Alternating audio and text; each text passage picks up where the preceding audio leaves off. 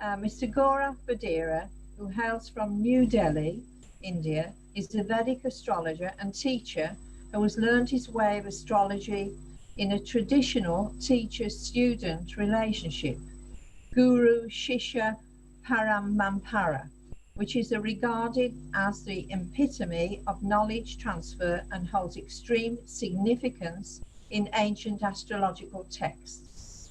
He has been into the field for 25 years and passionately imparts astrological education to many through his profound knowledge of the subject. He also has been a faculty member of one of the most prestigious astrological universities in India. His specialisation includes Natal Astrology, Horary Astrology, Lunar Mansion Astrology, KP Astrology, Nadi Astrology, Election Astrology, Omen and Dream Interpretation, and teaches these subjects to students in the UK, the US and other parts of the world. His approach to teaching the subject of astrology is quite practical, as he believes in karma associated with results as a reflection through planets in the individual horoscope.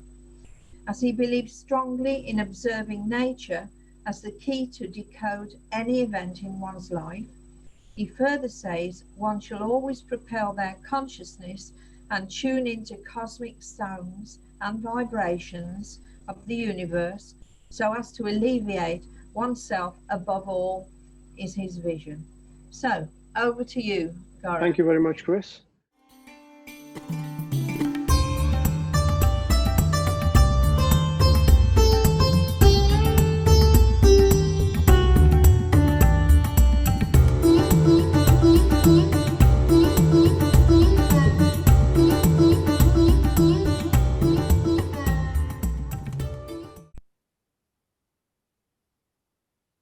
अखंड मंडलाकारं व्याप्तं येन चराचरं तत्पदं दर्शितं येन तस्मै श्री गुरुवे नमः.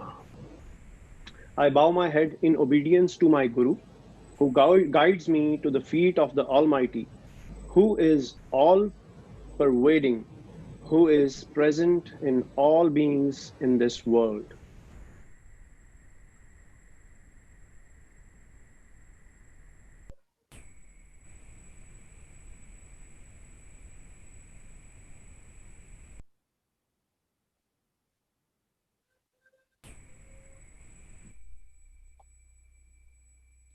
I pray to the deity of unbounded beginnings, Gang Ganapatye Namaha.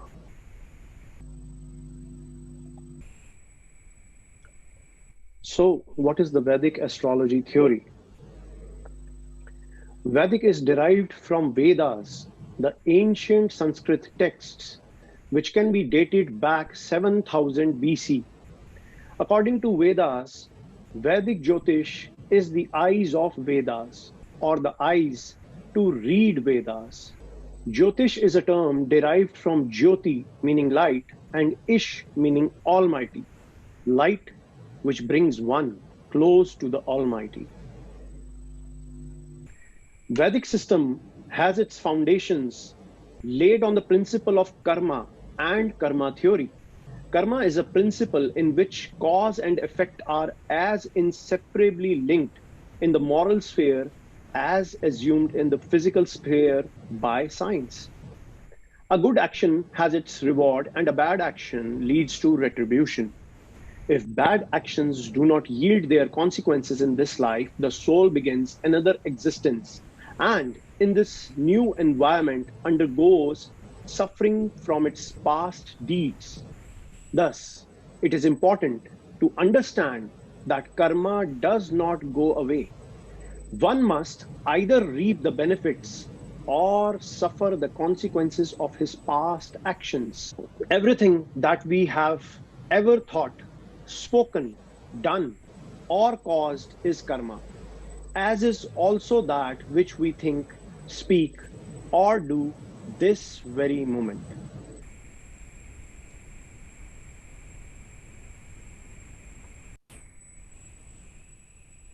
Vedas divide karma into three kinds.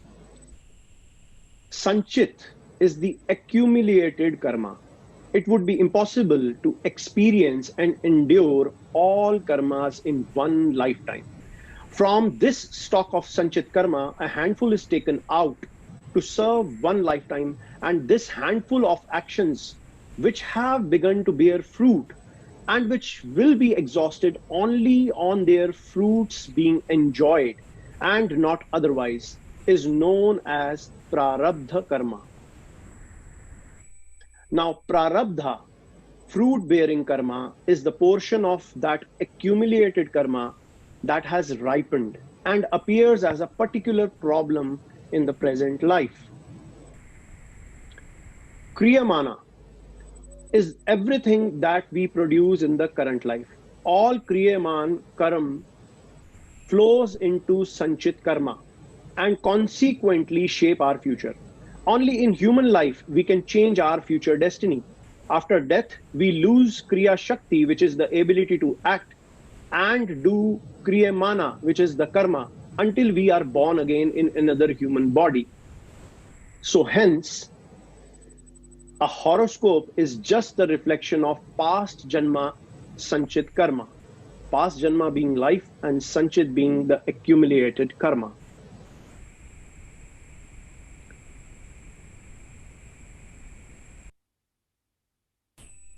So, Vedic astrology has its foundation roots in the theory of karma and reincarnation. Now, what is the use of sidereal zodiac? Sidereal system of astrology define the signs relative to the apparent backward movement of fixed stars of about 1 degree every 72 years from the perspective of Earth.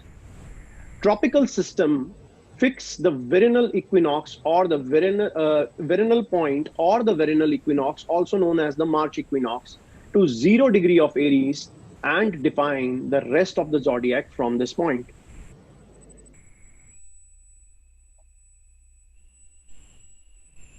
Sidereal astrology uses corrective systems known as ayanamshas, which is in Sanskrit, ayana means movement and amsha means the component, to account for precision of equinox, whereas tropical astrology does not use such measure, although they are aware of this precision of equinox, but they are not implicating it. The difference is the tropical system is based on a fixed astrological map of the stars as they were around 0 AD.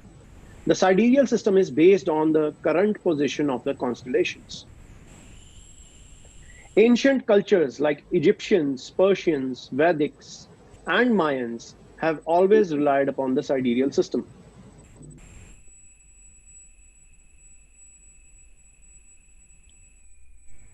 So the major difference as per these calculations, person born between 12th of March to 12th of April, for instance, would have the sun sign of Pisces as per sidereal.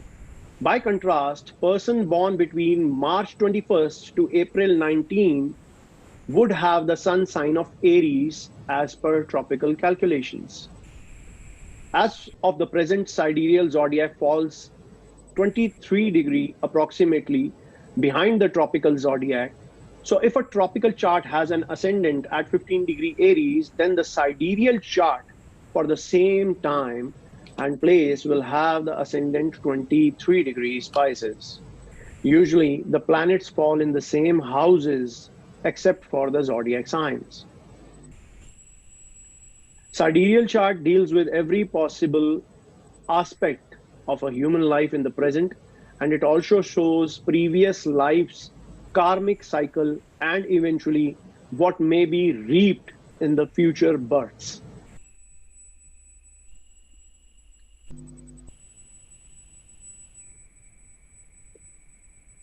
Now here we have in the outer circle the zodiacs in the heaven as they are in real condition. In the inner circle, the middle circle, we have in the inner circle, in the middle, we have the tropical, the sidereal zodiac.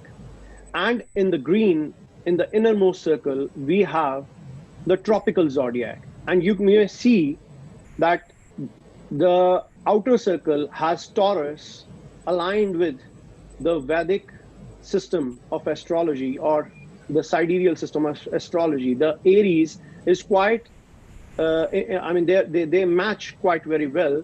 But since the precision of equinox is not being calculated or used in the tropical calculations, so we have a shifting zodiac of Aries. So that is, and the difference, you may see that some of the difference in the some of the zodiacs are a little longer and some of the zodiacs are a little shorter. They are the actual lengths of the zodiacs in the heavens.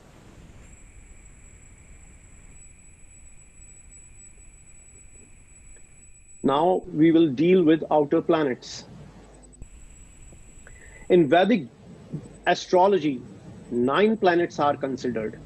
Sun and Moon being the 2 luminaries, Mercury and Venus being the 2 interior planets, Mars, Jupiter, and Saturn are considered as the outer planets.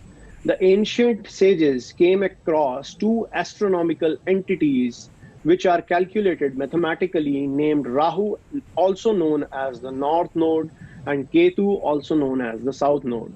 But we all call these as planets just for the sake of reference to make it easier. It is not that we were not aware. Our ancient sages were very well aware that the sun and moon are not planets, they are luminaries.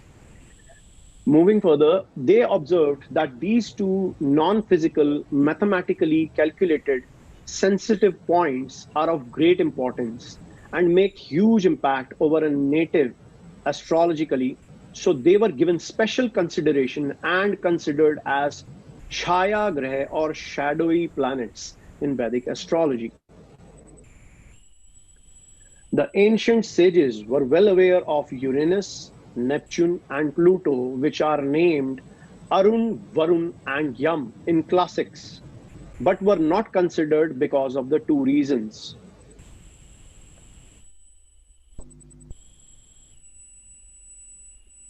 First being they are not naked eye planets, or they may be visible to naked eye for a very short duration.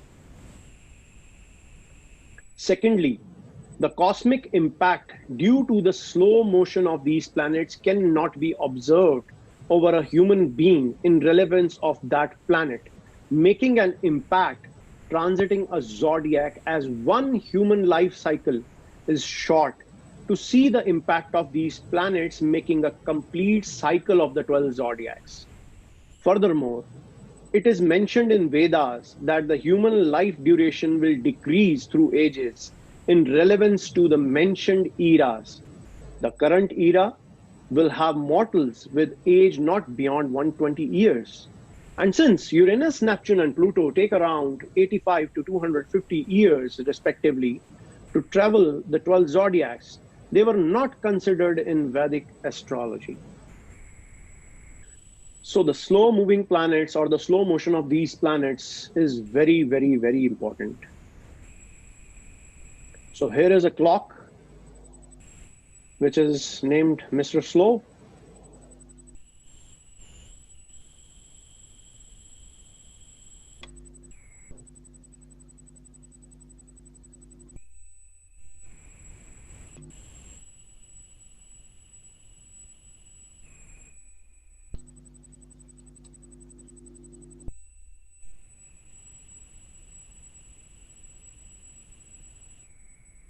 So if a clock handle has just 2 hours and the clock is slow, so it becomes quite a problem to just assess few of the, even on your regular days, it becomes a very problematic issue, similar to a planet moving very slow.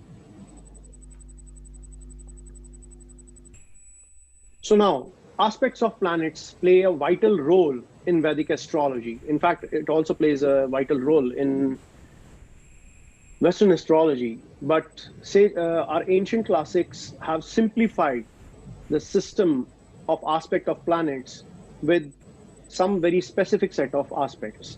Although we have the aspects that I am about to mention are full aspects, but then there are other aspects which are not full in nature, but are also mentioned in the classics. But We consider only the aspects to simplify the system of analysis rather than complicate it. We consider the planets which give you full aspects. So I'm mentioning here the full aspects of planets. So all planets aspect the seventh house from the house they are posited, just like a person standing across the street influences the opposite lane by his vision or speech.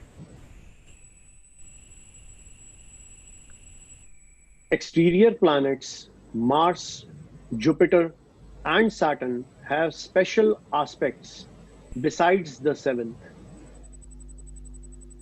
Mars also aspects fourth and eighth house apart from the seventh aspect. Now these aspects are considering the whole house system only.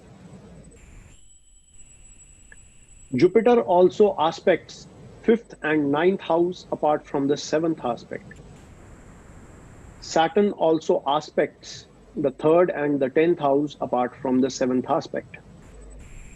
Special aspect of exterior planets along with the seventh aspect of all seven planets are full aspects with full influence.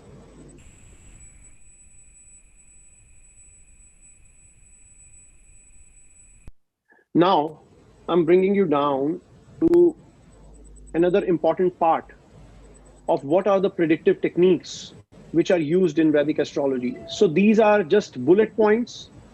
These few of these are, or most of these are, an entire subject within itself, which can take years and years of time to master them. So I'm giving you, I have tried my best to explain the concept as easy as possible for the various type of realms or subjects that come under the Vedic astrology. So we have avasthas of planet, which are considered deeply in Vedic astrology, which is special results of a planet are worked out depending upon its avastha, state or condition. There are many avasthas, each specifying a different specific result, which is exaltation sign, Mool Trikon or MT sign, own sign, friendly sign, neutral sign, enemy sign, debilitation sign, combustion, with malefics, in malefic divisions. When we say in malefic divisions, we are talking about the divisional charts which we use, which are considered, which are calculated on the basis of the ascendant chart, and the divisions can go as far as 120th division of a chart. So 120th division of a zodiac sign, in fact.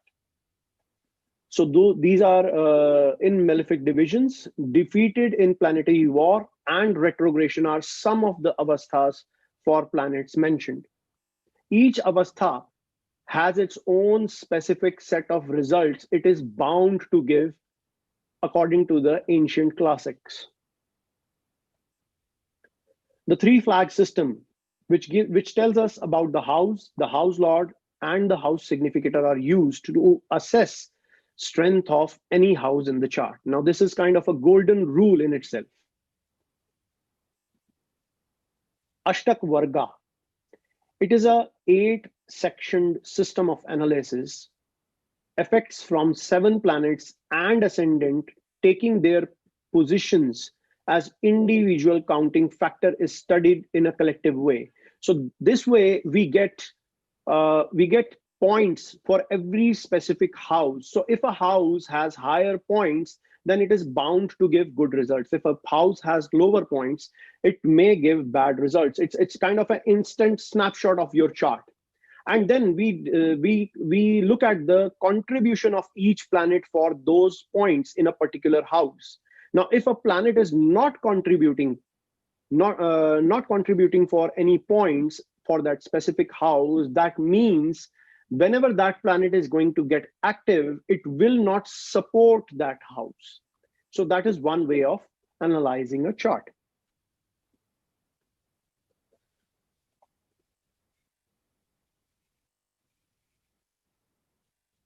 Gemini Sutras. Planets' degree assign them specific role play in life, such as planet with highest degree in a chart, irrespective of zodiac it's placed in, becomes the Atma Karaka planet, which signifies desire or goal of the life or the soul of, it signifies desire or goal of the soul for which it has taken rebirth. Rest of the planets signify different things differently. So all the planets are assigned, like the planet with the highest degree in the chart becomes the Atma Karaka planet. So it kind of identifies what is the aim and purpose of a person in this life. But other planets are also assigned different roles. Like there is Matra Karaka, which defines with the mother. Then there is Pitra Karaka, which defines the father and relationship associated with the father and condition of the father. So there is Matrakarak, Pitrakarak, Putrakarak, which is the which indicates progeny. Bhratrakarak represents brotherhood and everything like that. So every planet is assigned a different role play in reference to the degrees of that planet.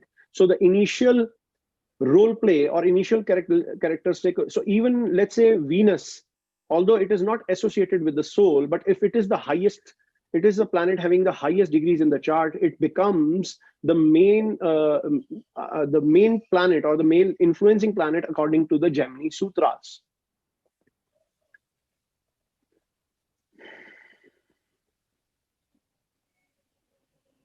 Aru. Okay, this is one of my favorites. I use this quite at a lot of times to fine tune predictions in a chart. So the basis of this is you have to count for the house to the sign where its lord is posited, and then count the same from this lord further to get the house called Aru. This is like a mirror image of that particular lord of specific house. Let's say the ascendant lord is posited in the third house. So we will calculate 3 houses up ahead from the third house, which becomes the 5th house in itself. So the 5th house becomes the Arud for the first house. So basically, it will be marked that the Arud of the first house is in the 5th house. So we have a mirror image, although the planet is in the third house, but the mirror image reflection is associated with the 5th house, so which plays vital role. Now, the Dasha system. It is an excellent system, and it is a planetary direction system in which planetary rulership at any specific period is worked out. And it shows when effective results of that planet in a chart can be experienced. This planetary direction is applicable exclusively to every chart, depending upon the planetary placements in a chart showing different results. Now, this is an excellent system to time events in Vedic astrology. In fact, it is one of the most profoundly used, it is one of the profoundly used system in Vedic astrology to identify the events. So basically we have planetary directions of all the 9 planets in the chart, and specific duration is allocated to all these planets.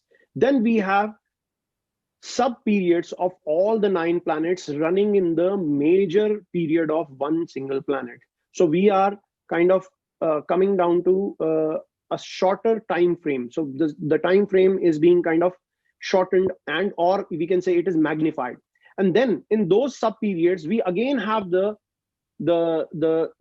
tertiary periods, the sub periods further divided into 9 planets. So then in that way, we are coming down to events within a couple of weeks or within a couple of few days when it may take place. So that is an excellent system used in Vedic astrology, the Dasha system, which is used basically to time an event.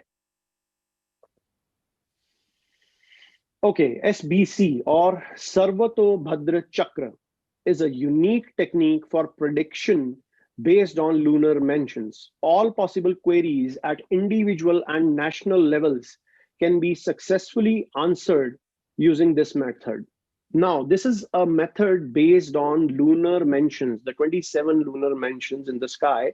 So we have broken apart the 12 zodiacs into 27 lunar mentions.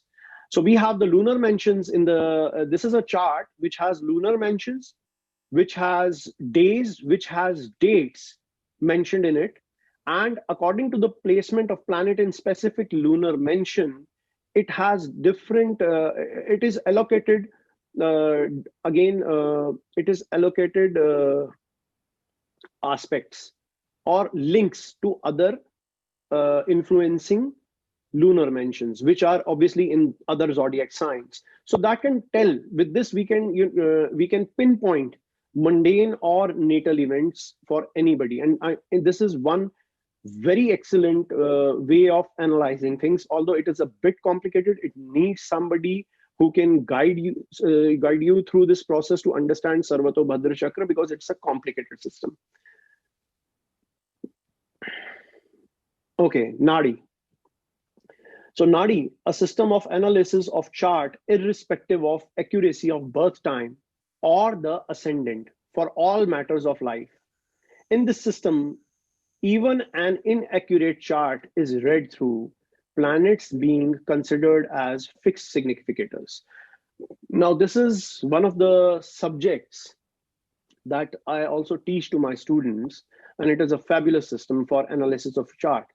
The best thing about the system is, even if somebody is missing their time of birth, or even if they have a doubt of a day or other, this system can still be used to predict almost 90% of the events with 90% of accuracy for anybody. So this is, and in fact, we would be using this system in today's presentation when we will be discussing the lunar nodes.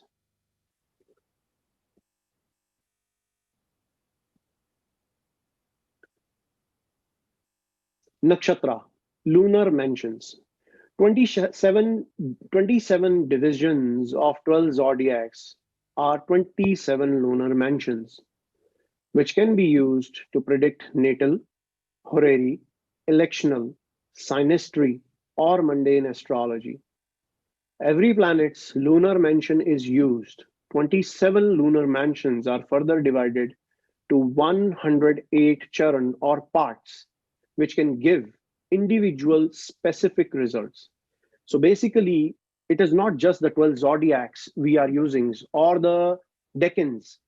We call those decans Drake Khan, or the third division of a zodiac, but we are further dividing every zodiac or the total 12 zodiacs into 108 parts.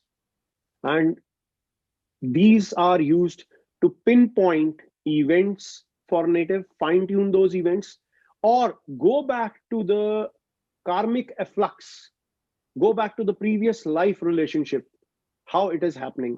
Although this is mentioned, I mean, there is too much of data on the internet, but I have researched a lot over this, over what is mentioned on the internet. You can't make sense of it because it is not in a chronological order. Now the KP chart system, or the Krishnamurti Paddhati system. Now it is an enhanced and in-depth version of analysis of nakshatras, where multiple houses can be signified by one planet apart from the houses ruled by signs of that planet. So every planet we know that plays becomes a lord of a house, and it plays the role for those houses. But this is a little different from that. And every house has a special planet as its significator, specific to every individual chart, revealing quick results, good or bad, depending on the houses signified by that particular planet. Nakshatra or star lord is further divided into star sublord.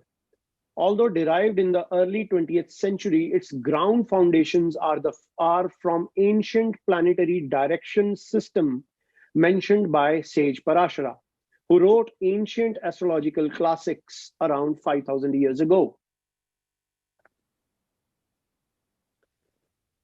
Now, the progression charts. Chart calculated on yearly basis specific to time of birth and lunar mansions or birth star of a native signified by moon. Muntha or the progressed ascendant plays vital role in annual predictions as such. So we are using also the progression charts. But Dasha system in itself is such a brilliant system that it can tell, with using that, you can forecast events just within a couple of days or the coming days or up till, years up ahead. So progression chart is for an year, but when we use the Dasha system, with Dasha system, we can go for, we can analyze instantly for any of the year or for any specific month of the year. Now the yogas. Okay, this one is also very nice. Combination of two or more planets by position, aspect, or conjunction in a horoscope give rise to specific results, good or bad, depending on the yogas.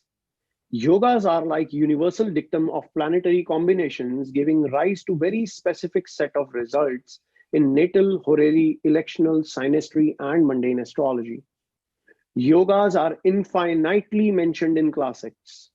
For example, one of the yogas here, if there is Sun and Mercury conjunct, also known as Budh, which is Mercury, and Aditya, which is Sun. So Budh Aditya Yoga, person is said to be sweet-tongued, clever, scholarly, virtuous, and will have learnings, will have wealth, will have progeny, and self-control. He or she may earn wealth by serving others or being a subordinate to somebody or working under a king. Also said to be highly intelligent, skillful in all work with a good reputation, although this is a very common yoga. Now the affliction of the planets or the avasthas of these planets, especially Mercury in this yoga, will tell how the amount of strength of a planet in this yoga will tell how much beneficence or how much good part of this yoga will come true. So that has to be assessed depending on the avastha of the planet. Now, transit and Vedha. Passage of a planet through zodiac at judgment time. There are numerous ways and techniques to analyze transit of planets. House categories, lunar mansions, lunar mansion padas, ashtakvarga, avasthas, planetary direction, etc. play a vital role in analysis of transit. Vedha or obstruction is a system applicable to transit when a planet indicates good or bad results and they get obstructed if other planet passes through a specific house. Recount from that planet in consideration. It is a counteracting effect of a planet in transit. So basically what is happening is that these planets, these techniques, so basically these techniques are used as layers which we use for interpretation. These come into layers with layers. So if you use a couple of techniques, you get very refined and very precise for events that may take place, either be it mundane or either be it natal.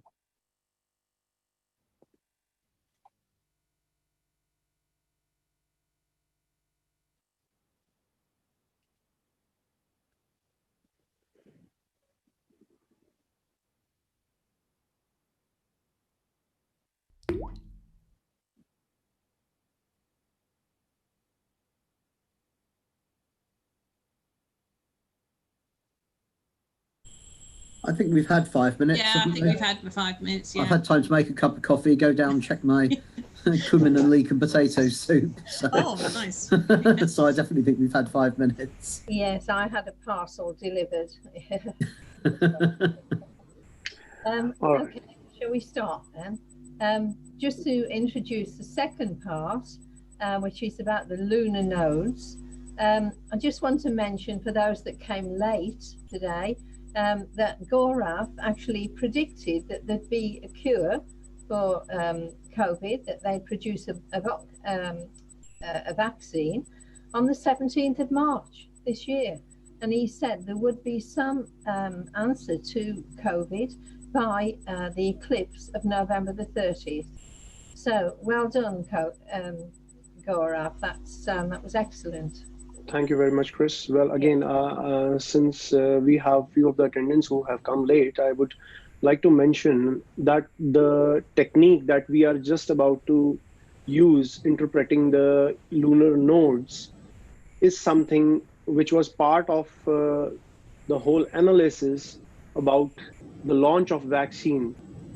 So I used that system to predict. So basically, I did my research in the month of February, and it took me a little while to create all the slides and give a presentation, record it, and then post it.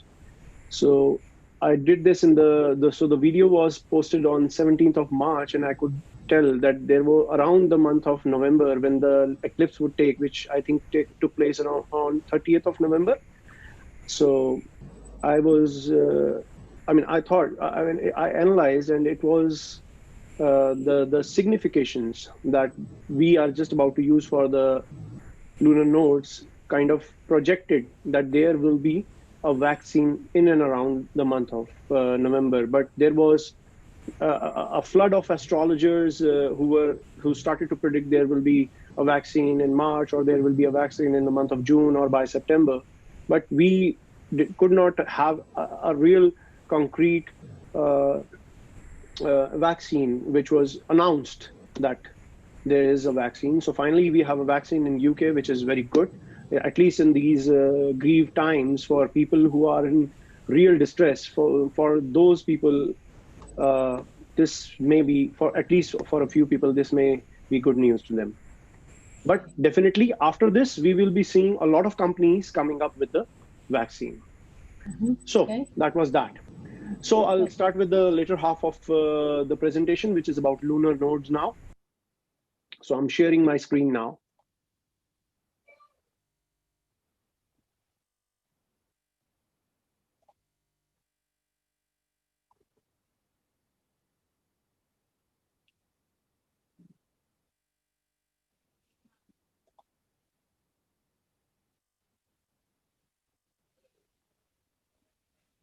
So we have the north node and the south node.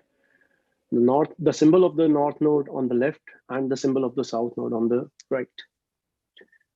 Sorry, I'm referring this to, most of Western astrologers use symbol, but in India, in Vedic, we are very much used to using the initial letters for the reference of the planets and charts. So I'm sorry, I'm kind of used to saying this is the north node and the south node.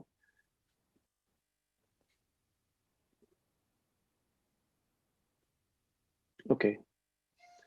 Lunar nodes, Rahu and Ketu. So first we'll understand what is a lunar node. Lunar node, the Rahu, represents the ascension of the moon in its precisional orbit around the Earth. North lunar node, when moon moves from south to north in its orbit and crosses sun path, that incision point is called Rahu. Astronomically, Rahu and Ketu denote the points of intersection of the path of the sun and the moon as they move on the celestial sphere.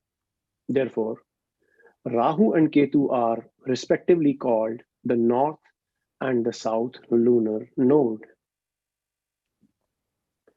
Rahu and Ketu have an orbital cycle of 18 years approximately and are always 180 degrees opposite to each other. This coincides with the precessional orbit of moon, or the 18-year rotational cycle of the lunar ascension and lunar ascending and descending nodes on the Earth's ecliptic plane. The fact that eclipses occur when the sun and moon are at one of these points give rise to the understanding of swallowing of the sun and the moon by a snake. Now, why we are presuming these with a snake, it will be understood in just a couple of slides further.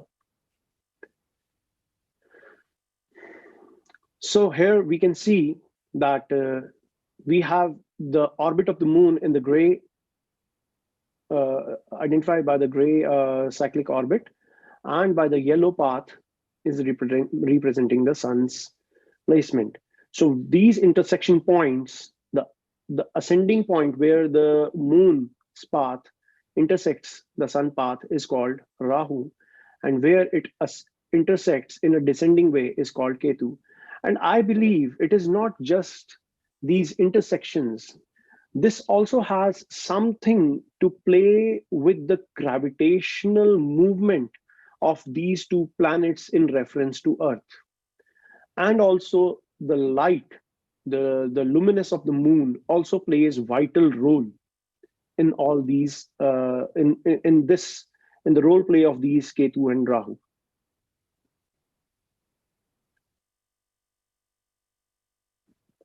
So according to ancient mythological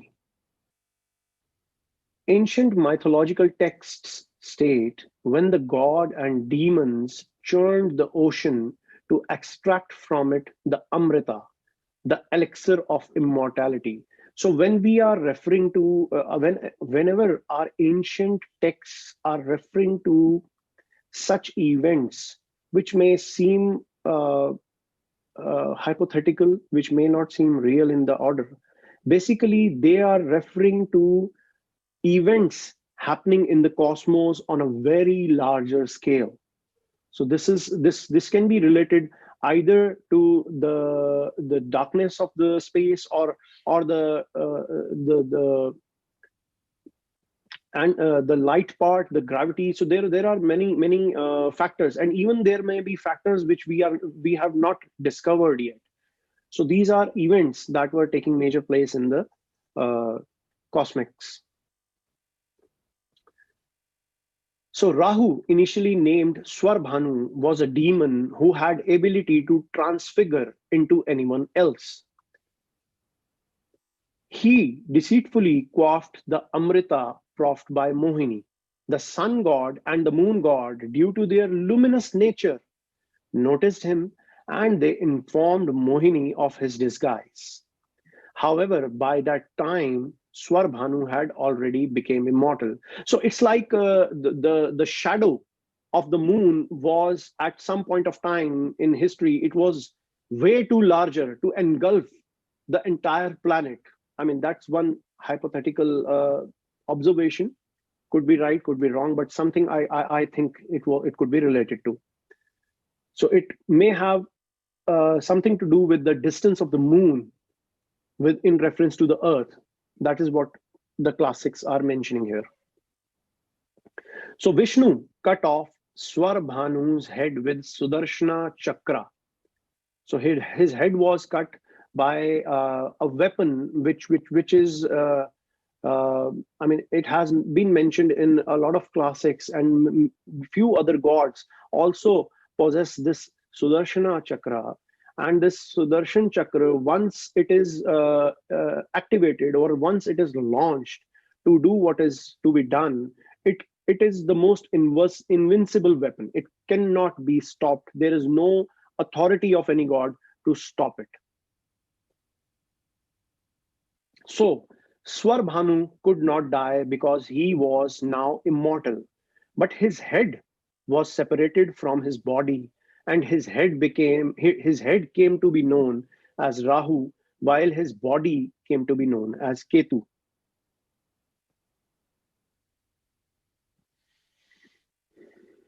Ketu, the south node. Now, since I told you this is associated with the snakes, why is it associated with the snakes? Take a closer look. Snakes, when mesmerizes, rises upward like fire, or consciousness rises up. When not in attacking mode, its hood is upward. So when a snake is not attacking, it's usually its hood is upward. That is the main point. similar to the shadow planet Ketu, not to mention the symbolic similarity since ancient times. Now, many of the cultures have used the symbol of Rahu and Ketu, and why ancient texts, according to Vedic Jyotish, use the symbol, refer the symbol to the snakes. Take a closer look. Now, this is the symbol of Ketu, and look at the similarity.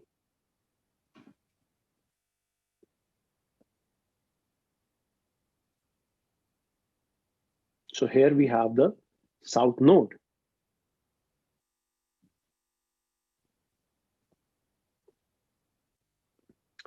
Rahu, the north node. Now we have a snake which is coming downward. When does a snake comes downward? Snake, when engaged and tries to bite, comes downward. So the hood kind of comes downward to bite. Like water, which tends to always fall downward. So water has a tendency always to go down, always to bring you down to the materialistic aspects of life. So that is how the snake, when it is biting, kind of tends to come downward. Similar to the shadow planet, Rahu and the symbolic similarity is evident. Now we have the symbol of the north node here and see the similarity.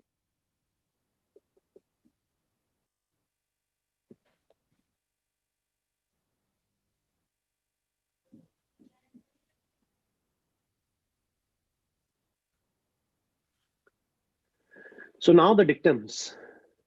Rahu is the apparent shadow of moon on earth, but Ketu is the infinite shadow of moon over the solar celestial plane. The fact that eclipses occur when the sun and the moon are at one of these points gives rise to the understanding of swallowing of the sun and the moon by the snake.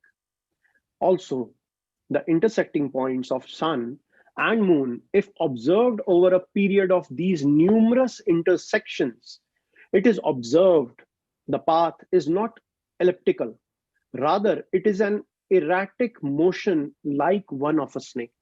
So whenever these intersecting points, the ascending or the descending intersection of moon happens with the path of with the sun on the solar ecliptic plane. So these points, when you join these points over a period of time, which are happening actually in an actual way in the space, you can see that they are not in an elliptical way. They are rather kind of, in fact, I have joined it over a period of time. They actually are very much in the way a snake has its body when it is crawling. So Simika. Now Simika was the mother of Swarbhanu. Later, Rahu and Ketu had the power to control shadow. And Swarbhanu's other siblings were also serpents. The reason they are shadowy entities gives them extreme importance and role play in Vedic astrology. Rahu, since is the head of the serpent, it needs material body for completion, whereas Ketu is without a head and it needs the subtle element of body, which is mind.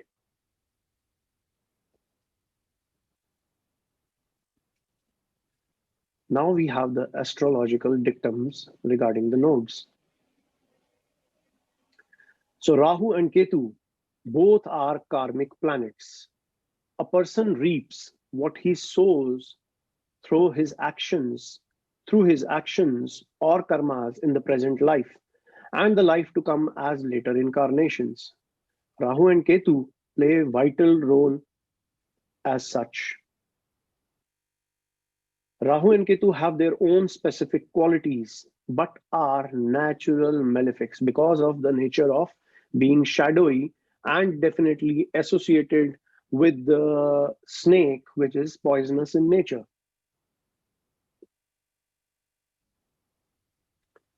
Rahu and Ketu also assume the quality of signs they are posited in. Rahu and Ketu also behave like the planet they are associated or conjunct with. Why? Because being the shadowy planets, if we look at a shadow of the hand, the light falling on the hand will create the shadow in the shape of a hand. The light falling on a tree will create the shadow in the form of a tree. So the kind of a shadow will depend on the object and the intensity of light falling over that object.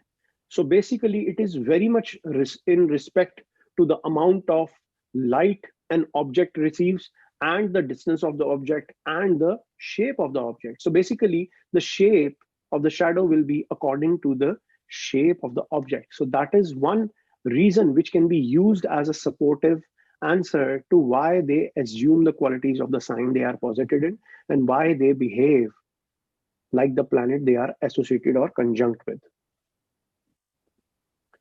Rahu and Ketu have special aspects, 5th and 9th, which are full aspects. Now, this has very deep rooted meaning why these planets have 5th and 9th aspect. These planets have 5th and 9th aspect similar to the planet Jupiter. Now, there is a deeper meaning to and deeper relevance of these planets with Jupiter, which will get very elaborate. So I can't go into that. But that is, I'm just giving you a hint why we have the 5th and 9th aspect of these two nodes. Rahu and Ketu axis in a horoscope is bound to give special result for both the houses. I'm not saying it will give bad results. It can give good results as well, but depends on the placement and association of these two nodes. Rahu, intrinsic nature is to expand and then contract, to give and then take back later, because it is the apparent shadow of the moon. It gradually increases, it gradually increases, comes to a point where it is at its maximum and then eventually decreases. So on the other hand, Ketu nature is to exponentially increase. Why? Because it is the shadow of the moon in the celestial solar plane. So that shadow, if it is not falling on the earth, it is infinitely being casted by the moon in the solar plane of our solar system. So that is why we associated with a planet which has the capability, which has the nature to exponentially increase anything. Rahu has a tendency to join, bond, and then separate. It gives extravagant enjoyment of material pleasure, which later on then becomes cause of sorrow. But Ketu has tendency to cut or separate, only sometimes creating a void from the very beginning. Rahu and Ketu in a chart can also indicate ancestral blockages and matters related to lineage depending upon their placement. So these planets play a vital role when they get associated with the 5th house or the lord of the 5th house, or the planets signifying or associated with the lord of the 5th house. So then there may be special events. I'm not saying good or bad. There may be special events related to progeny in one's life. Rahu gives material pursuits and Ketu gives spiritual or non-material pursuits in life, depending upon position, aspect, and conjunction of these two nodes. Rahu is the trigger point and Ketu is the effect or can be the cause of that trigger. Rahu and Ketu, position, aspect, and conjunction with sun or moon give special results compared to other planets. So now whenever these two planets are forming an axis with the sun and moon, when sun and moon joins them, then we have special results that can take place in a chart, similar to an eclipse.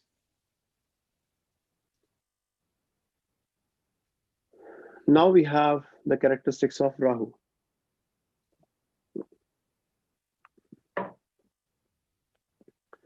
Now this is the Rahu. This is the moon eclipsing the sun, and we see the apparent shadow being casted over the earth. Black in color, dark and dirty, fatty, hard labor, courageous, diplomatic, materialistic, corrupt, sinful, suddenness, worries, troubles, misfortune, sadness, menial friends, erotic nature, poison, destruction, secrecy, illusions, occult influenced, foreign travels, lands and things. So things which are alien in nature. And the dark side of a man's ego.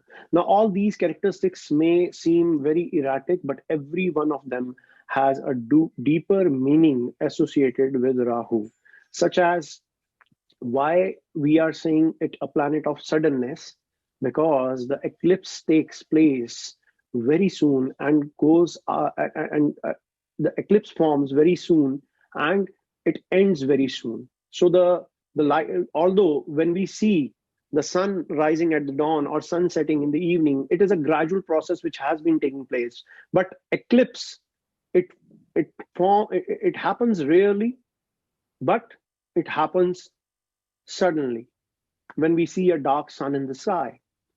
So whenever we have shadow casted over something, like a shadow, it can be a shadow of a father being casted on the son, who may have a higher status, who may have excelled too much from his son to excel. So these are basically shadows being casted over each other. So they become a concern. They become the cause of those worries. Definitely shadows they cause trouble. If we are not having sunlight on some specific part of our house or apartment, eventually it kind of leads that part of house is not receiving the sunlight, and eventually we may see that we have water running down the walls because of some leaks, and this not receiving light part of kind of gives rise to the bacteria in that specific environment if something is not receiving sunlight.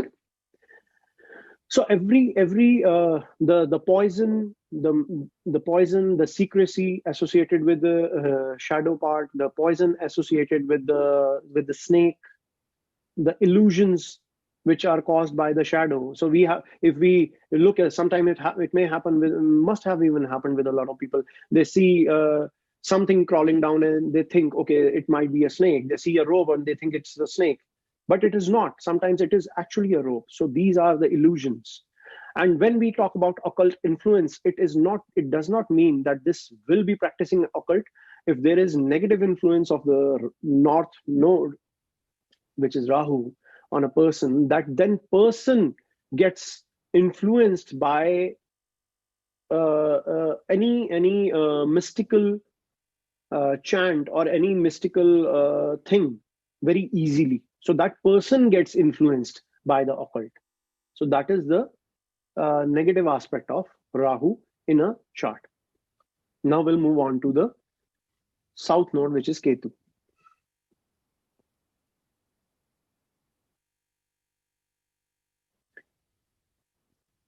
Now we can see how the body of a serpent kind of it's kind of unending, it's infinite, similar to the way of the shadow of the moon in the solar plane. So dark and spotty complexion, smoky color, likes smoking.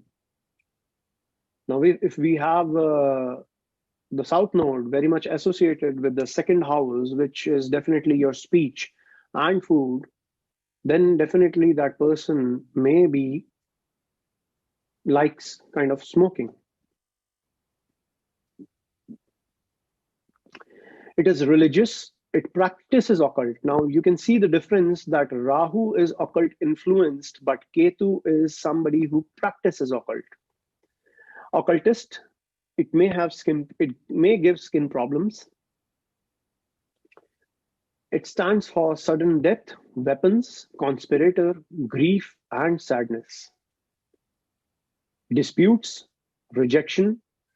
It follows a sect, proud, selfish. It also represents renunciation, salvation, and is mysterious. It also represents foreignness, anything of alien nature. So that is what stands for Ketu.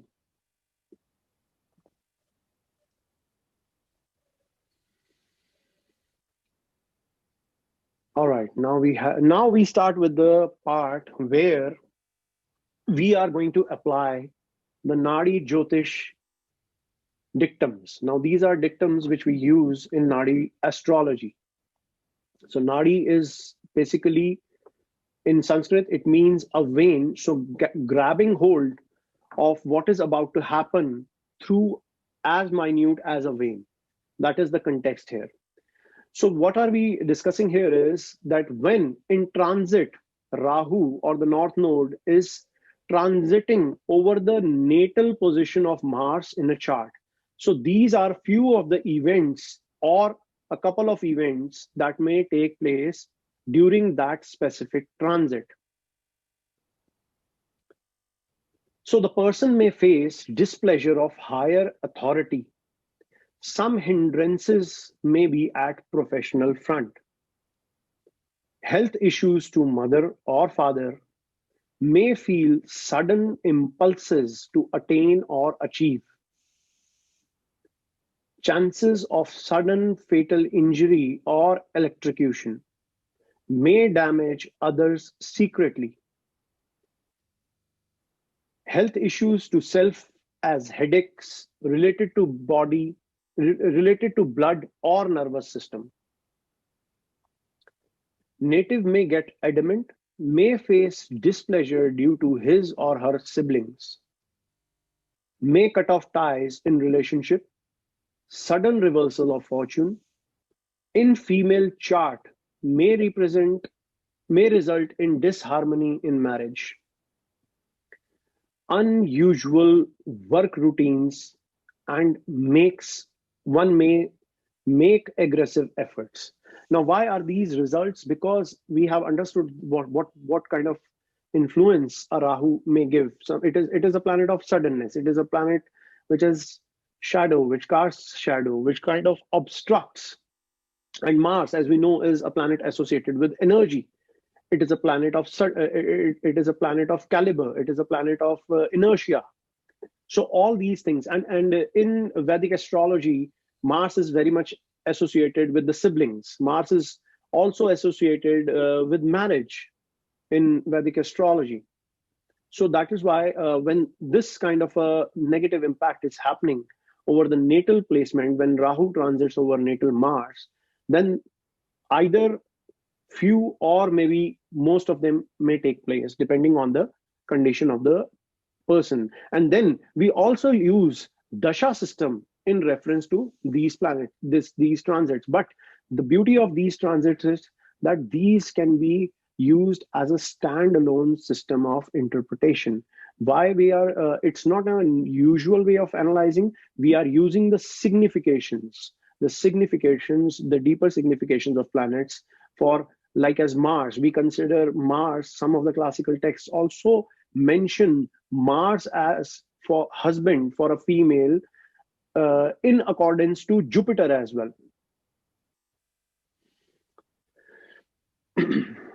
Even in the ascendant chart, even in the natural primordial chart, starting with the Aries ascendant, we see ascendant referred through Mars and the seventh house referred through Venus. And Venus, as we know, stands for the spouse. But in the case of a female, it is the husband who is creating all the inertia in her life. I mean, now I'm talking about those ages when these ancient texts were written, which was thousands and thousands of years ago. So it is the inertia, it is the creator of that potential energy in and around the female. That is why it is associated with Mars. So I'm just giving you one example how these significations are associated with these interpretations. Now, Rahu transit over natal Jupiter. So we will be considering the exterior planets only for today, because getting into the interior planets, it will make it very, very, very long. So whenever Rahu in transit is transiting your natal Jupiter in the chart, you can also use this, but use it in reference to the sidereal placement of Rahu. Loss or separation of a relative, elder, or teacher may fail in research work. For female native, either discomfort in marriage, if not, then progress for husband. As I already mentioned that Jupiter stands for a husband, it is a significator for husband for a female according to the Vedic astrology. May boast to be wise, discomfort to children, lack of harmony and peace, huge investment or impulsive spending, tries to make opposite meet, may involve in occult practice, may need intense medicinal cure, may dishonor elders or teacher, may behave unethically, meeting distant teacher, travels to distant place, and settlement or denial of goals, and indulges in menial karma. So these are the effects when Rahu transits over natal Jupiter.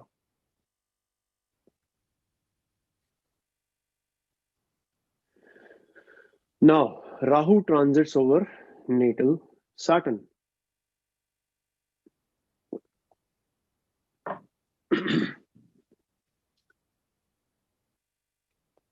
Delay in promotion, transfer in job, distant or unnecessary travels due to work, may conspire against someone or may face damage from a conspiracy, discomfort from subordinates, delayed projects, may have to work harder than usual, hears strange news, speaks harshly, may get into depression depending upon the condition of the chart, may get into new relationship or friendship with wicked people, tries to win by hook or by crook, may end unfinished business. So this time becomes it is a very crucial time for any person whose Rahu in transit is transiting the natal Saturn. So this is a time, if you have an incomplete, unfinished thing and you work a little more harder, you give it a little more push, there are a lot of chances that one may get success. Time for finalization of pending work and succeeds if works harder. May face legal issues, lack of happiness with spouse, becomes of suspicious nature or over careless. Why? Because Saturn is a dark planet, it's a blue planet. It's a planet which is darker in color, it is a planet which is darker in nature, and we have a shadowy planet conjoining that planet, which is conjoined that planet. So a lot of darkness is taking place. That is the reason of a lot of these planets, because depression in itself is darkness on the mind. Suspicion is again darkness on the mind. If why a person becomes careless? Because he's not able to assess or judge what is about to happen, because there is no light to the vision or his projection.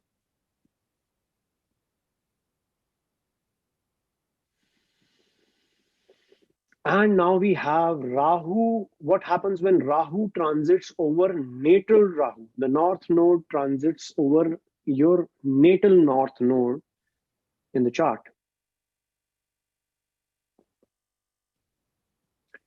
Diversion in recent aspirations or projects, fulfillment of materialistic desires, relationship with lower class person, friendships with menials may happen, confusions or hallucinations, eating habits deteriorate, there may be mental breakdown, wanders aimlessly, and distant travels may take place. So these are the effects of North Node Rahu when it transits the exterior planets or the North Node in the chart itself.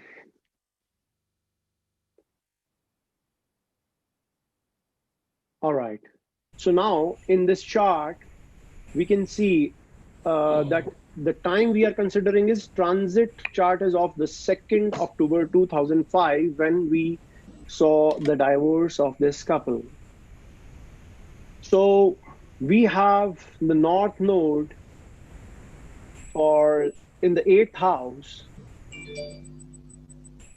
and where is the North Node in the okay, yes. Now we can see that this North Node in transit on the 2nd of October 2005 for Brad Pitt was transiting actually here over his 5th house. So I have mentioned the results of the exterior planets. I would like you to participate. What do you expect out of this kind of a transit when we see this North Node transiting this planet in the chart, in the natal chart? Well, Jupiter's in a good condition because Jupiter's in rulership. So yes. I wouldn't necessarily expect it to be a bad transit, but divorce doesn't sound like a positive but transit. See, what did this dictums, when we use the significations, Jupiter refers to a jiva, and jiva means life or a person who is living. Mm-hmm. So whenever natal Rahu transits Jupiter in a way, I mean, I myself have experienced either you hear a news of a distant relative passing away, or if there is a relative in your who is very near in your life, at least this is a good thing that they kind of separated, because in a way, I mean, obviously it's not, I mean, I won't call it a good for anybody, but if this was not happening, then there may have been a worse event that may have taken place. Yeah. So getting separated from another life, getting separated from another life form. I just mentioned the characteristics of what happens when Rahu transits over natal Jupiter. So you can get back to that and just check it out, what you feel really could happen. I mean, it's not the purpose of Vedic astrology is not to complicate things. It is very simplified. The approach is very simplified if you focus on the significators and just look at one specific transit. May I ask, since Brad Pitt has an exact square of Mars in Sagittarius ruled by Jupiter, would you consider that Rahu transit is also squaring Mars and consider that as well? Yes, you may consider that. We can consider that. See, because Rahu transit is a slow transit, and this is happening for about 1.5 years, 18 months is what it takes approximately for Rahu to transit one zodiac sign. So there may be a lot of other negative impacts as well if it is kind of squaring Mars.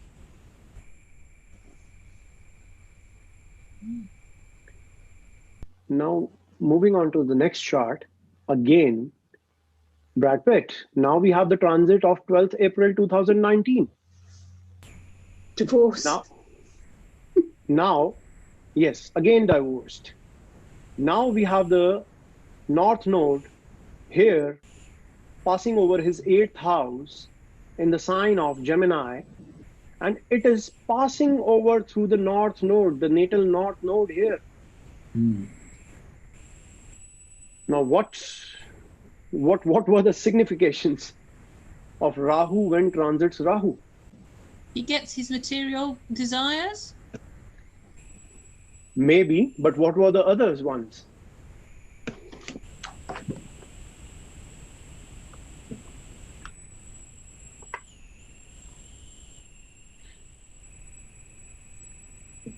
Basically, the shadow. See, whenever somebody is getting what he wants, is not the essence of life. Materialistic, too much, getting into too much of worldly pleasure, getting too much of demanding. Because see, the thing is, this North Node is not posited in a square or a trine. This is posited in the 8th house, which in itself is associated with a lot of negativity here. And that negativity kind of harnessed in itself. He may have got what he wanted, but was it really good? Once it has passed, once this transit has moved further, the real picture is to be seen later onwards. Was it the real thing that he actually wanted? Maybe, maybe not.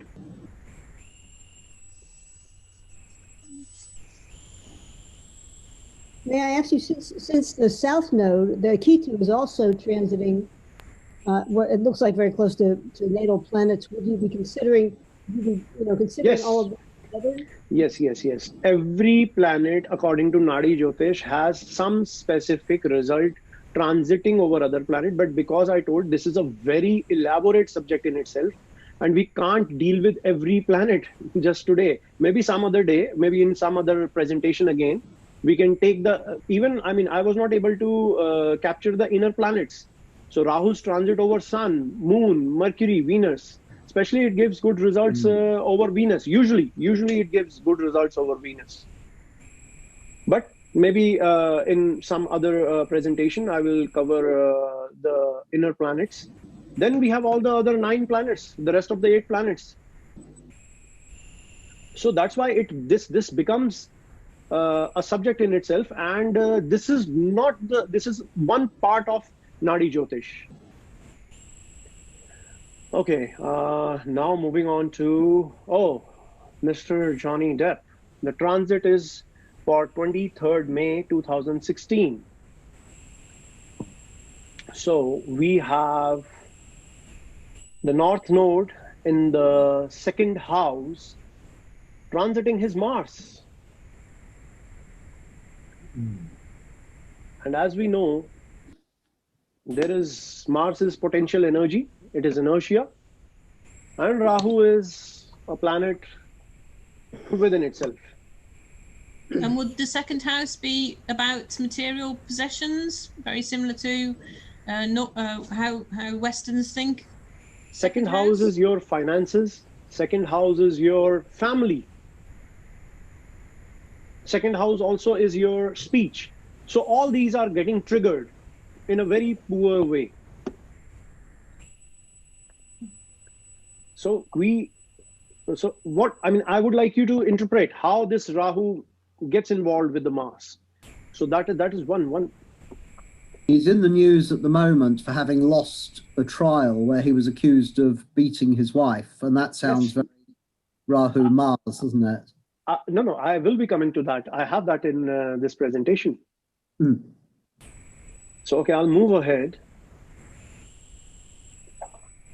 So now we have the transit of 2nd to 7th March 2019, when he lost sorry, this is the time when he sued her ex-wife for $50 million when she kind of published something in the Washington Post, and he is using that against her and filed a defamation case for asking her to pay $50 million for damages in his respect. So now we have something which he is trying to pull into his own favor here. So now we have the North Node very much transiting the natal North Node. Although, okay, in fact, I read that article. The name is not mentioned anywhere for Johnny Depp, but his lawyers are, kind of pulling the context, because she mentioned in that that article that I have suffered torture 2 years back. I have been subject to something 2 years back, but not mentioning anywhere mentioning her ex-husband.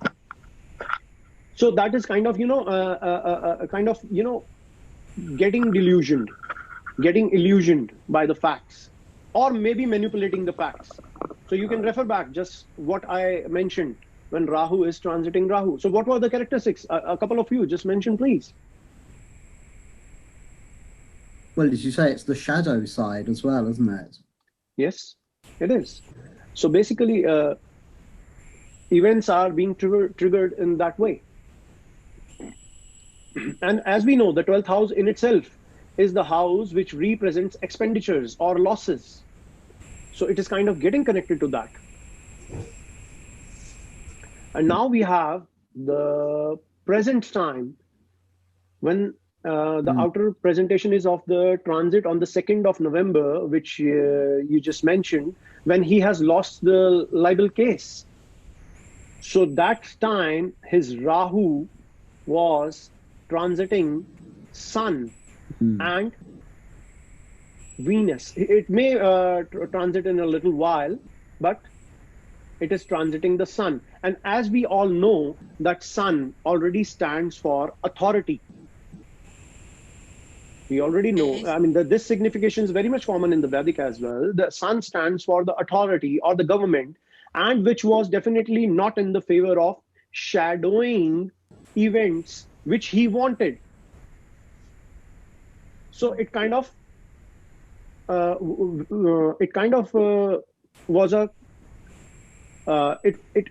it went the other way, not in his own favor, because of the Rahu transiting the natal Sun. And as we already know, that Sun also is associated with one's own fame. It gives brilliance to a person. So that brilliance was kind of having a shadow casted over it. And in fact, he also lost a major movie. I was reading this. He was asked to leave that movie as well. But he still got paid, didn't he? I think he still got paid for the actual movie. But being into the the roots of Vedic astrology also ask you to be into the footsteps of the person presenting the chart, understanding the culture, the time, the era they are in, the place they are coming from. So everything needs to be considered. Just think about such a person with such a high stature, with so much of he's an Oscar nominated, I guess, actor, and with him getting embroiled into such a thing, it's on a personal front, it will still create a lot of stress for this individual. So especially as you said, he didn't need to do it. Sorry, come again. I said, especially as he didn't really need to sue for them in the first place. I mean, we can't be judged to that. We really don't know what really happened in both of them, but it will. Okay, now for what I am just trying to tell here, that this Rahu will be moving further and transiting his Mercury and Venus, which is posited in the 10th house. So there may be a lot of progress in this coming year for him.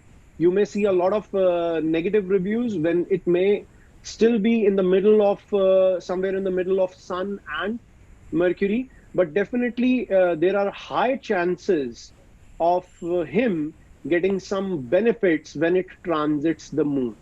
Oh, sorry, when it transits this Venus, when this natal when this north node transits his natal Venus, that is when he may get some added benefits in whatever he is pursuing. So there may be some progress or some added benefit to him in that point, but it will still need the north node to change the sign to come into Aries, because according to the sidereal placements of the planet, north node is in Taurus as of now, but according to the tropical zodiac, we have the north node in the Gemini.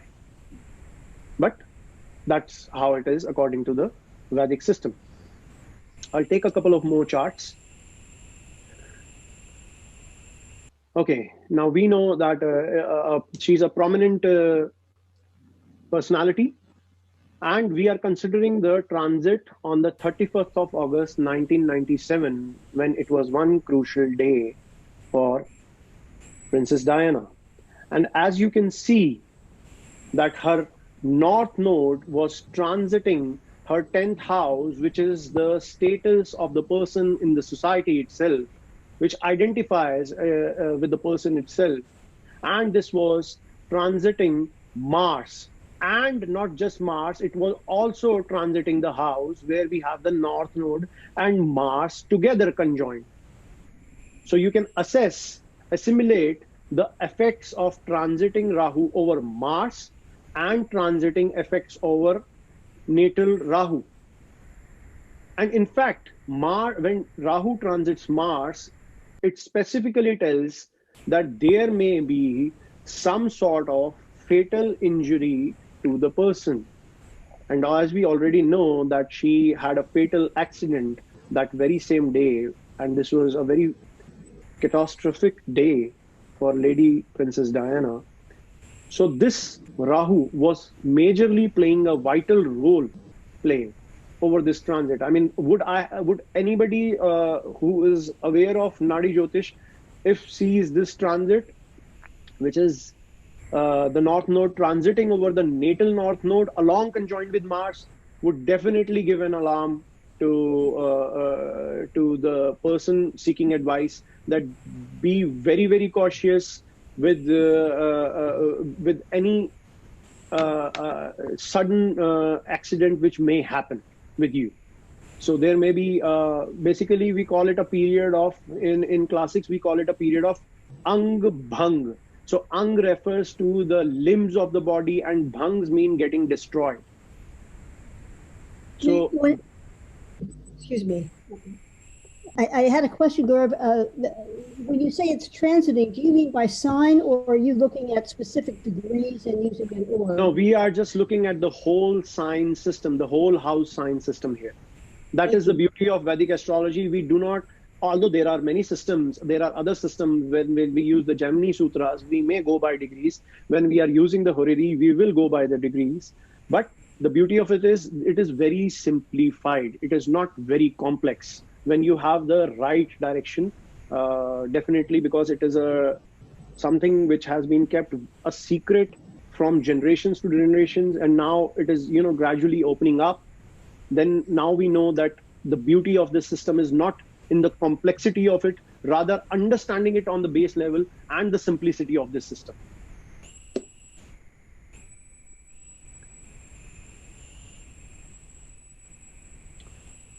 Okay. Now we have the transit on 3rd November 2020, the election day. So we have the North Node for Mr. Donald Trump transiting his North Node in the natal chart. And please do take consideration of this, that this North Node has just previously transited over his Sun, blemishing the status, the social status of the person. And he was embroiled in a lot of controversies. I mean, just look at his career, entire career being a president, and look at the just last year, a couple of months. See how his personality kind of got shadowed with all the controversies and the facts that were happening with him. So Rahu transiting Sun and later transiting immediately, transiting the North Node. I mean, would again, if we just have looked, I mean, just imagine the simplicity of Vedic astrology. We are considering one lunar node, not the entire planets, one lunar node just over the exterior planets. And if you have taken a look at this, and there was forecast of this election date, it is very much easily understood that there are chances that he may not win. And as it also mentions, when Rahu is transiting, when Rahu in transit is transiting your natal Rahu, it kind of gives confusions, rise to confusions, may give hallucinations. And he also kind of started mentioning that the election was rigged. I think that was in news, right? If I am correct? Yeah. Yes. So getting delusional, or maybe trying to, move the direction of the subject entirely. And then again, he just, I read recently that he fired somebody on a very potential post in his own, maybe in his own office. Somebody, I just read it about a week back. So basically how it is, kind of resonating with this Rahu. So this point, because this time becomes very crucial.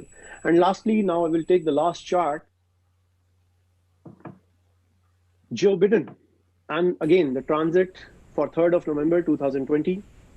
We have the natal chart in the inner circle and transit in the outer circle. And we have the North Node in the 7th house, transiting his Saturn. Now, as we know that according to the signification that Saturn holds, according to Nadi Jyotish, is that it is the natural 10th lord in a primordial chart starting Aries ascendant. So it becomes a planet of karma, Saturn.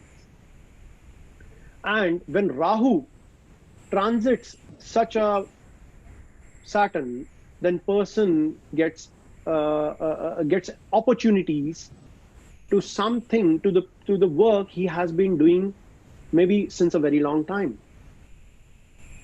So please, I would like you to make inputs. I mean, that's why I've asked Chris to open the mics. So what do you think? How we can relate this Rahu to Saturn? Well, Saturn could be stability, couldn't it? A return to the conventional politics that America used to have, rather than the rather wacky and disruptive 4 years that we had with Donald Trump, whose style was extremely different from any other previous president. Yes, definitely, Chris. And since Rahu transiting Saturn also gives you opportunities to clear the pending karma, something which you were wishing from a very, very, very long time.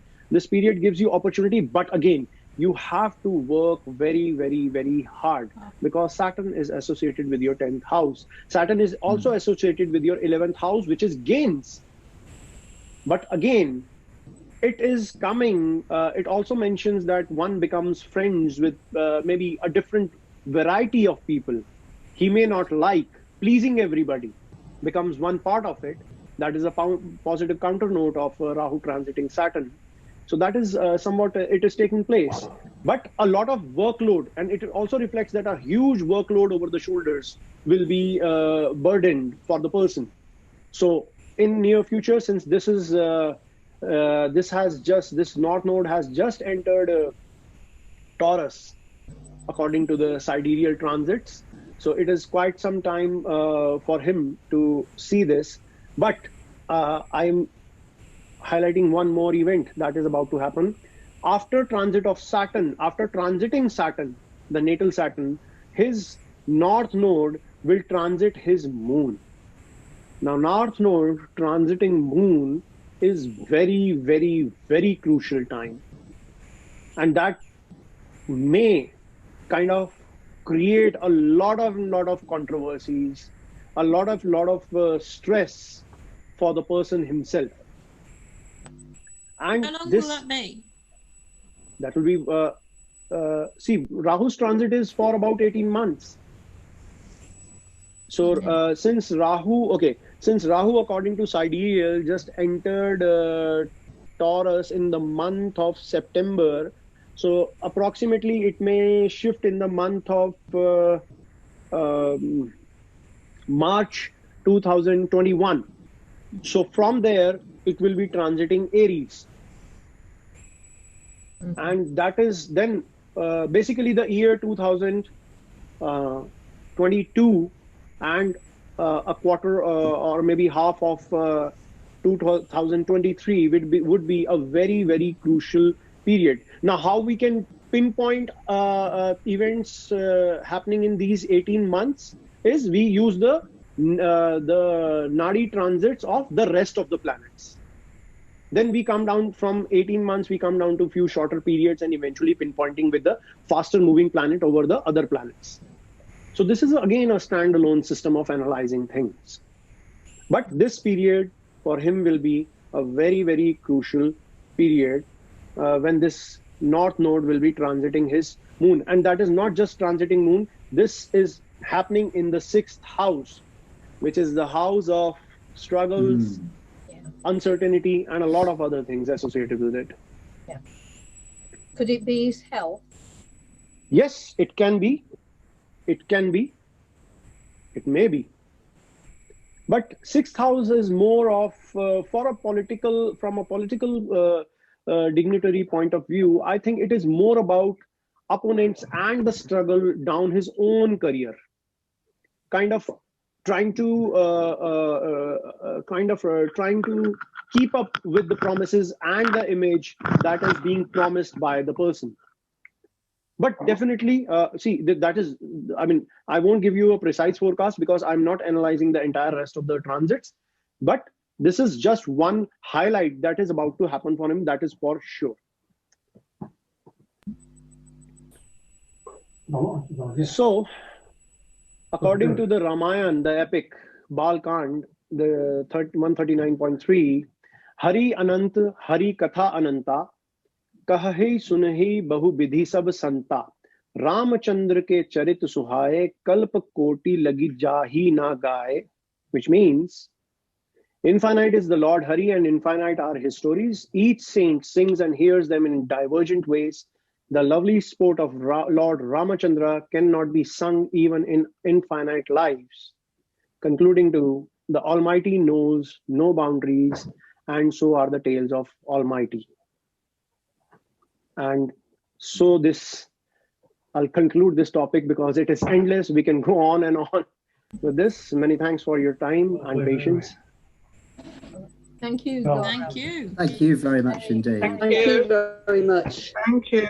That was really, really interesting, Gaurav. Yes. Yes. Beautifully presented, Gaurav. Lovely. Yeah. Yes. Thank you very much. So any questions? I think there's a lot of questions, probably something that one has to think about and maybe come back and look at specifics at another time. But I'm very interested in what you've had to say about the different ways of looking at the nodes. We don't look at the nodes like that. No. But I can see why you would. I can see what, but you know, we don't consider that the nodes necessarily are bad or good. We just see them really as turning points, highlighting certain periods of time in our lives and what have you. So it's a lot of food for thought there. Yes. Yes, definitely.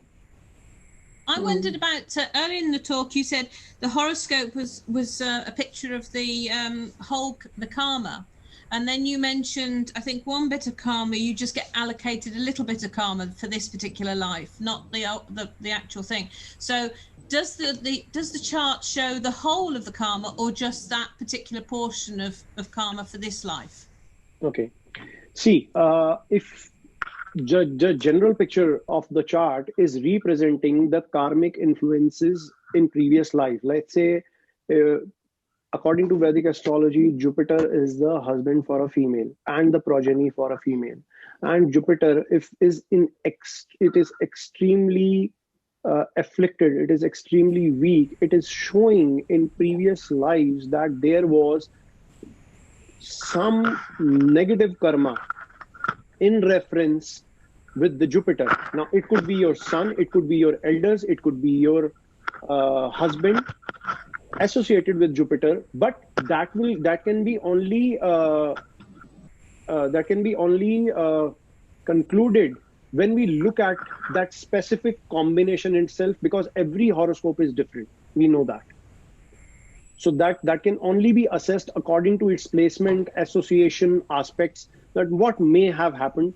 And when we come down to retrograde planets, so retrograde planets show events and karma not just from the recent life, but something which is happening from a lot of previous births.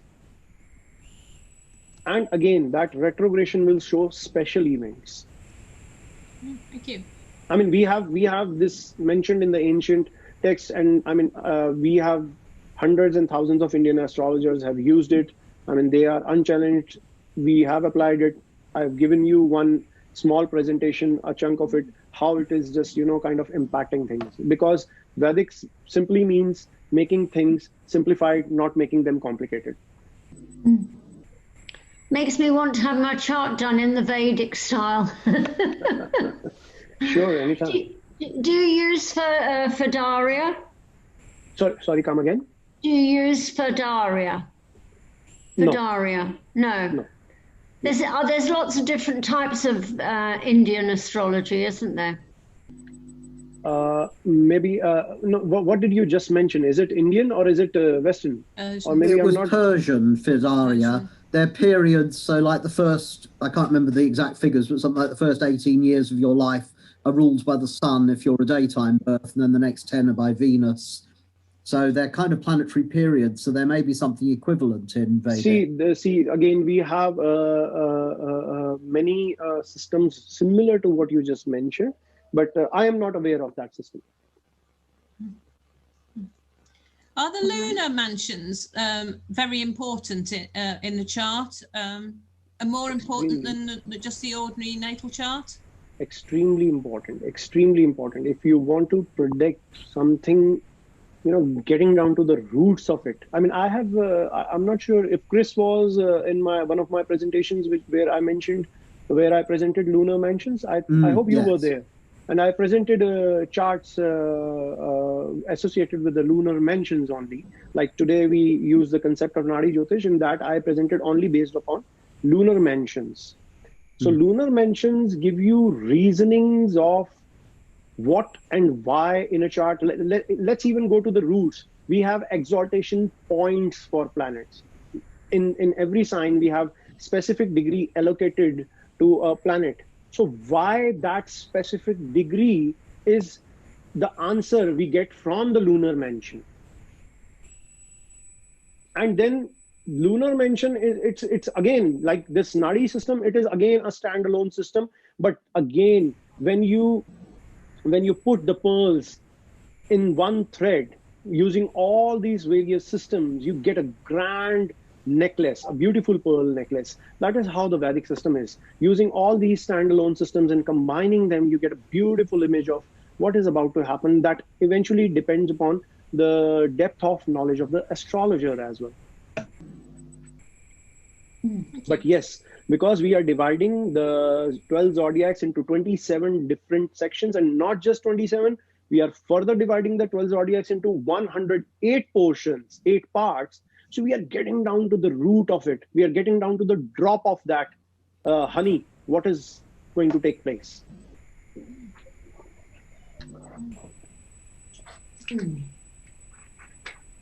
Well, it's a lot to think about. There's obviously many different aspects. Yes, indeed. To this system. So, yeah. What would you suggest somebody starts off first with? Sorry, come again? How would you begin? How would you begin with Vedic astrology? The basics. the basics, the significations. Like a lot of, in Western astrology, you take the element of fire with creativity. I'll just give an example. Think over it tonight. May not, because everybody, see, it becomes very, since everybody has been doing their own way of astrology since ages. I think most of you have been doing that. It becomes very difficult to accept the other's point of view. It stands for me as well. But let's think on a logical terms, what we see, how we see the nature in itself.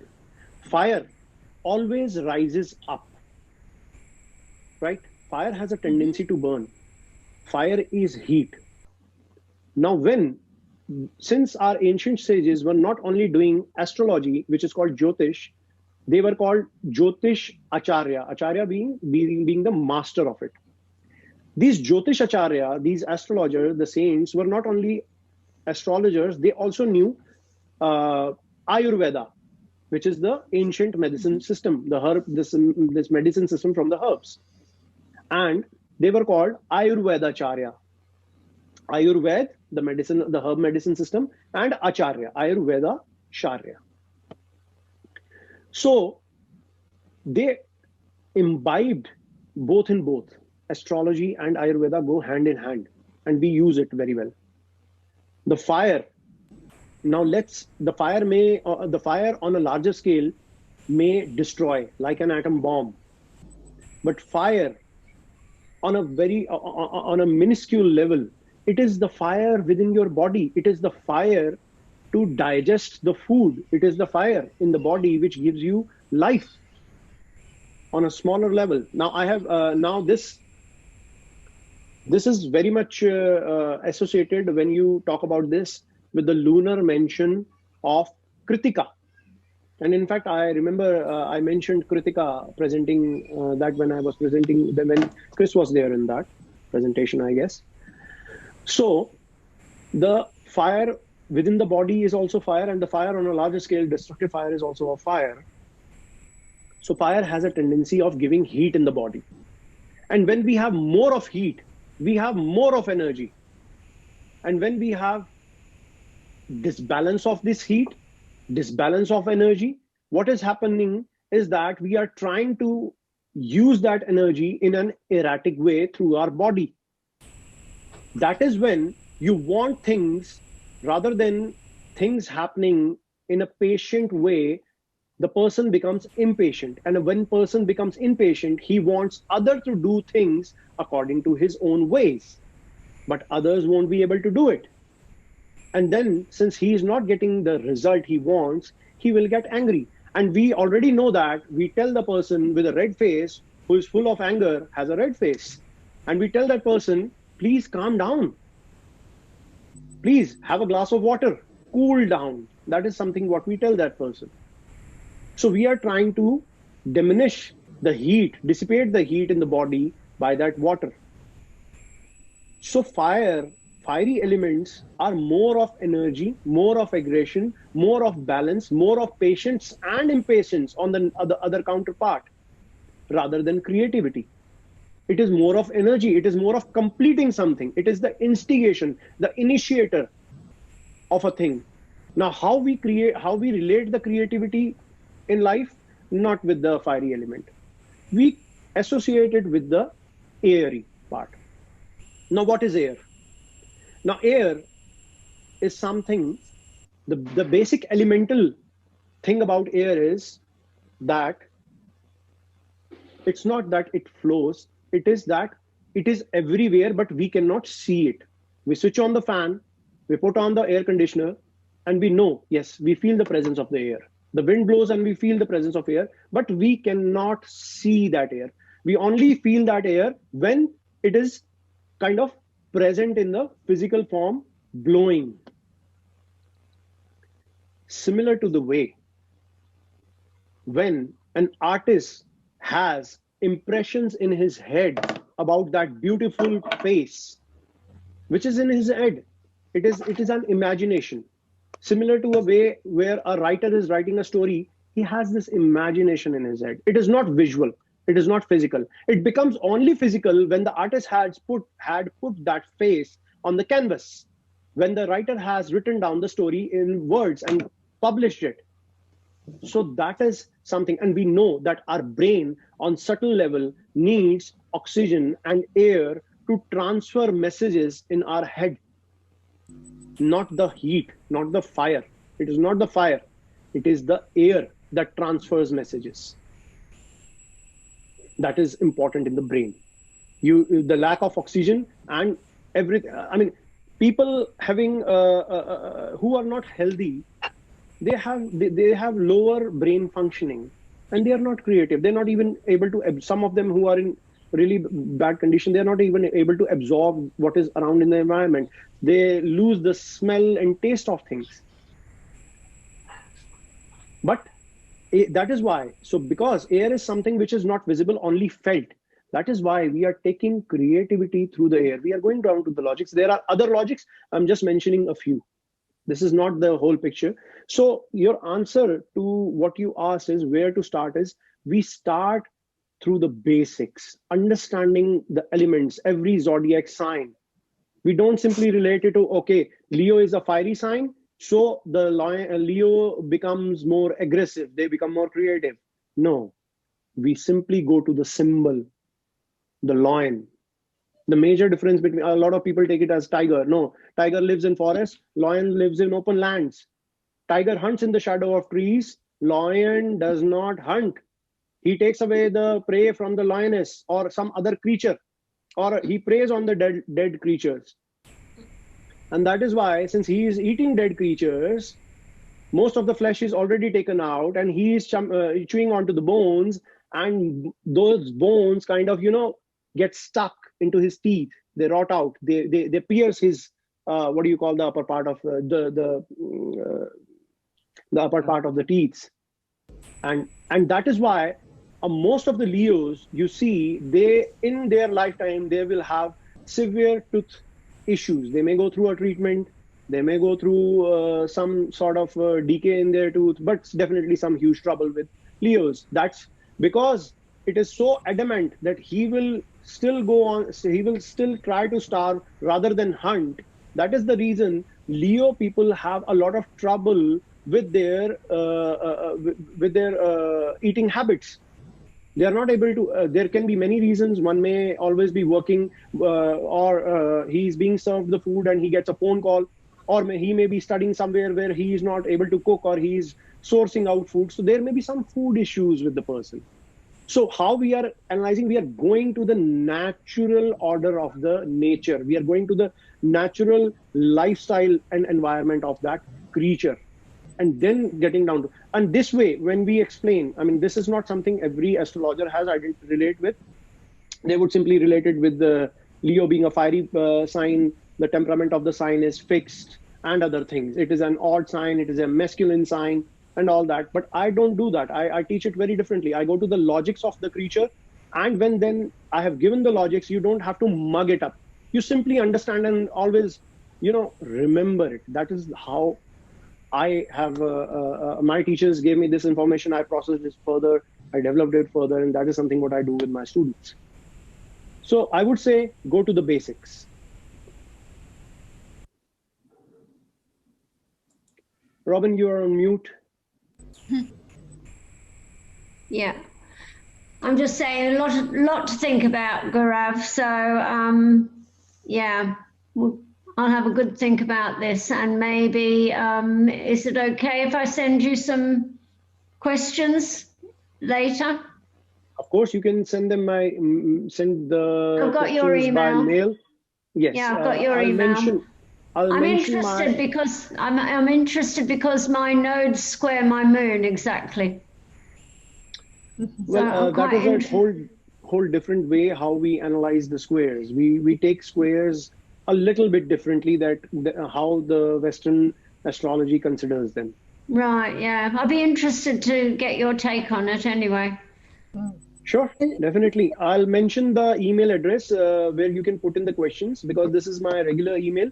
I'll put in the email ID here. Kindly put in your questions on the email, and please give me some time to process them. I will definitely reply them, but it may take me a little, maybe a couple of days to answer them. No rush. No rush at all. It just, it's just interesting to continue. Yeah. Anyway, I'm going to say goodbye now because I've got something I need to do. But thank you very much indeed for a wonderful presentation. Yes, and if anybody is willing to proceed with understanding of this, they can also enroll for the modules that I teach.